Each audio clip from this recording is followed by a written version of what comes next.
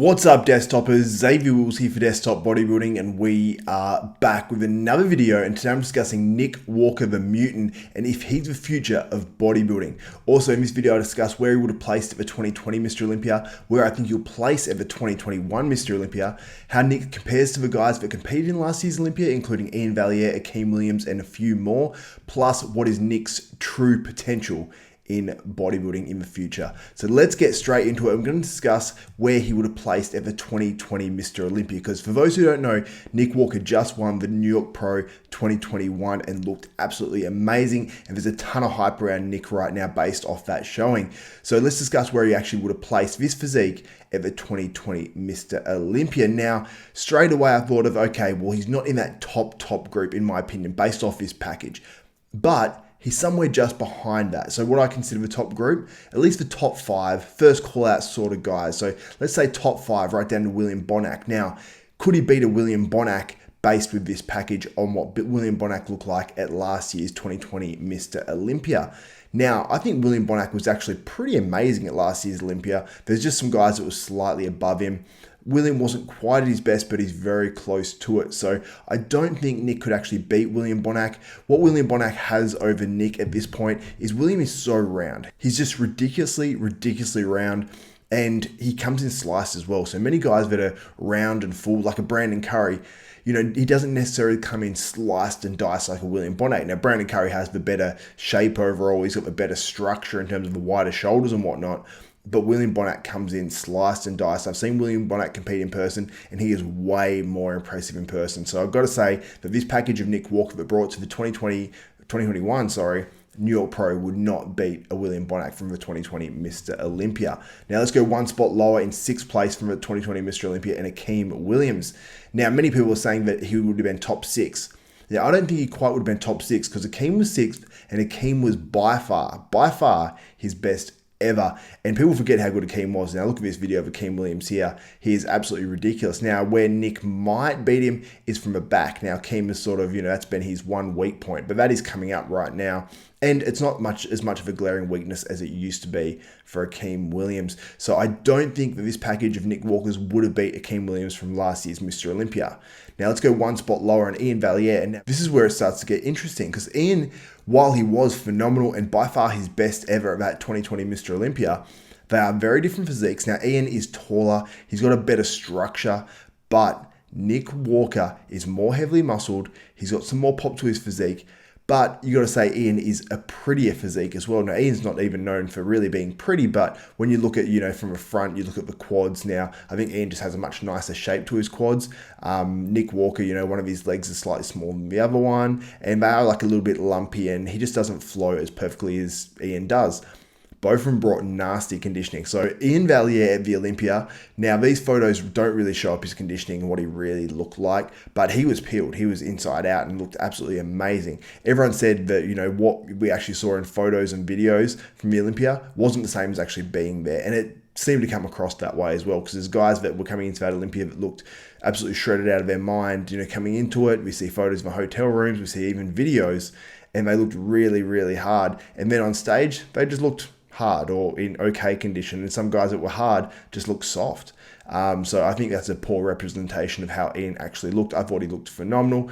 Now, would Nick Walker, I don't want to sit on the fence, have beaten Iain Valliere based off this package?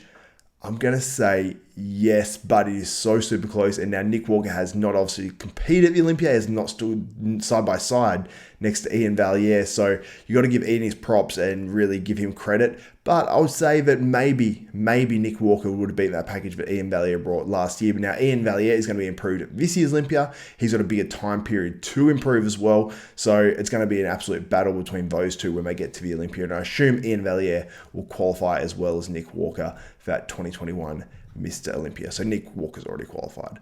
Go one spot lower as well, Hunter Labrada. Now Hunter has the prettier physique, but Nick Walker has the conditioning. Both are pretty balanced top to bottom. They don't really have glaring weak body parts. I mean, you could say with Hunter it's his back, but his back's really come up so much now. I don't think it's really too much of a weakness for Hunter. And I mean, in reality, Nick's conditioning and just overall hardness, I'd say, would win it for him based on how Hunter looked at last year's Mr Olympia. So based off my assessment, I believe that Nick Walker would have placed between 7th and 8th at last year's Mr. Olympia, which is pretty incredible. And he's going to have another 5 months to make even more improvements, because Nick Walker, he only really had, 6-7 months since last year's Chicago Pro, somewhere in that time period. He made massive improvements from there. He was still really good at Chicago, could have placed 3rd place. But here, I believe, if he brought that same package to Chicago, he would have been battling with, Justin Rodriguez and also Akim Williams, maybe taking out the whole show, which is pretty incredible to say. So let's move on to how I think he'll place at the 2021 Mr. Olympia. Now, there's a ton of guys that may be coming into this Olympia. Sean Roden's an unknown. If he gets the go-ahead to compete, he will compete, and he will be very, very good. I don't believe Nick Walker would beat that package. Now, I believe Phil Heath is going out. I don't think he'll do the 2021 Mr. Olympia. It doesn't seem like he's prepping for it or anything like that. A bunch of other guys as well that might be in there. Flex Lewis, he seems like he's going to be doing that 2021 Mr. Olympia. We could see Kai Green. I believe actually we will see Kai Green. That's my belief. I think that's sort of my bold call for 2021, that he'll compete in the 2021 Mr. Olympia. I think that he'll have a contract as well, Redcon 1, saying that he has to compete. And there's a bunch of other guys that may make their way in there, like Steve Kuklo and several others as well, that was missing from that 2020 Mr. Olympia. So I believe, and I'm going to call it early, that I think Nick Walker will place 7th place at the 2021 Mr. Olympia. Let me know what you think in the comments below, where you think he'll actually place. But let's discuss his future potential, what might benefit him, what might actually hold him back. So let's discuss his mindset. Now, right now, his mindset is 100% on point. You couldn't ask for much more from this dude. He's very due diligent in terms of his, supplementation, in terms of, getting in all the health supplements as well as all the other ones, I'm sure as well. His sleep, I've heard, from Matt Jansen, from him hearing him talk on Bro Chat with Fuad Abiad. It just sounds like this dude is 100% on point. Now, if adversity strikes sometime in his career, God forbid, anything bad happens with Nick in terms of, tragedy or anything like that, how will he respond to that? In my opinion, I think he'll respond positively because everything we've seen so far, but we just don't know. Also, is a potential burnout risk. Now, when guys do this, me, even personally, when I first started and was, into bodybuilding at, 17, 18, 19 years of age, I was like, my mate called me actually the 1%er guy. I would do all the little 1% things that might actually help my recovery and benefit me in terms of bodybuilding. And I'm not as much like that now. I'm still pretty dedicated, but it got to a point where I did mentally get burnt out on it. It's like, am I going to do this exactly like this for the whole rest of my life? And, obviously things come up in your life, have kids and all that sort of stuff. So is that potential burnout risk actually there? Now, his obsessive attention to detail, I think, will serve him well over his career. I think that he's going to maintain it. When you're succeeding, based on those little efforts, I believe you're going to sort of continue them. So as long as he keeps succeeding and keeps doing well, I believe Nick Walker will continue his good habits that he's got into. So I think that's obviously a good thing for him. Now, his physique, his midsection, everyone was sort of worried about it last year. Is it going to blow out? He was doing the front double bicep, with it sort of, I suppose, like vacuumed up and stretched out, and it took up a lot of his physique because he does have the shorter legs. Now, he's actually improved his midsection. He's hitting that front double bicep very differently now, and I think it's served him very, very well. Now, could his stomach be an issue one day in his career? Absolutely could. I mean, his physique's not going to continue to get prettier and prettier and prettier with age. Now, he's in his 20s, so I think he's got plenty of years to still take advantage and keep improving before his physique starts to sort of go backwards. So he's got plenty of time there. But as long as he keeps, I suppose, really doing his vacuums and really trying to maintain his waist as best he can, I think he'll get many more years out of his career doing well. Now, his legs have a weird shape. They're a little bit lumpy and bumpy, and they don't flow. They don't have that perfect round sweep. Now, will this hurt him? His right quad's a little bit smaller than his left. Will this hurt him? If he comes in freaky, he almost is like the modern age Branch Warren, but with a bigger upper body than Branch and just slightly smaller legs. So I think that, it may hurt him at some point when he's not as freaky as he, is right now, or, he, I suppose, will be in the future. Maybe that will start to hurt him and those weaknesses sort of stand out a little bit more. But when he's coming in as hard and as freaky as he did at the New York Pro, I think it's going to be pretty hard to hold back, and that's not really going to have as much of an impact on his physique. Now, his back is only getting better. Very, very impressive how he looked from the back. I thought Justin Rodriguez would be untouchable from the back, even versus Nick Walker.